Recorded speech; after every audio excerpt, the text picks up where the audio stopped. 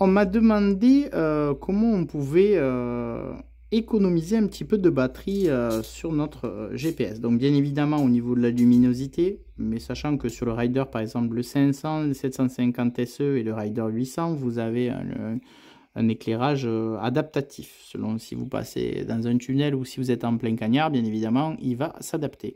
Sachant que sur la gamme donc des Rider 750 SE, Rider 500 et Rider 800, vous êtes sur un écran qui s'appelle MIP, Memory in Pixel. C'est un des écrans les plus lumineux du marché.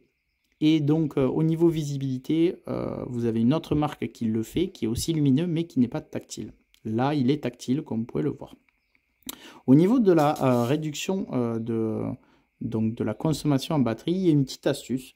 Sur le 500 et le 800, vous avez la possibilité, si vous le souhaitez, de pouvoir, vous voyez, je suis allé dans enregistrement, de régler les enregistrements. Donc d'origine, ils sont enregistrements de données toutes les 1 seconde. C'est-à-dire que vous allez avoir un enregistrement toutes les secondes. Donc ce qui est bien évidemment beaucoup plus précis au niveau de l'enregistrement de votre progression, donc de votre sortie.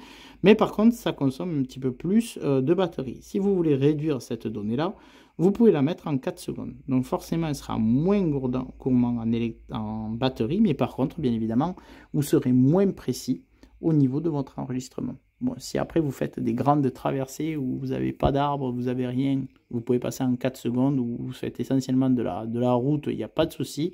Après, quand on est sur des passages où vous êtes souvent en passage sous forêt ou autre, je vous conseille fortement de rester à 1 seconde, comme ça vous n'aurez pas de mauvaises surprises au niveau de l'enregistrement. Donc bien évidemment d'origine, ils sont en 1 seconde. Et donc là, vous avez bien évidemment une consommation qui sera un petit peu plus importante, mais bon, ça se joue pas à 10 heures près, il ne faut pas exagérer. Sachant qu'un produit comme celui-ci, vous voyez, c'est 24 heures d'autonomie. Pour le 800, vous êtes à 35 heures d'autonomie. Sachant que, ça je le répète aussi, quand vous mettez des capteurs, vous pouvez enlever quasiment 5 heures sur une sortie pour chaque capteur.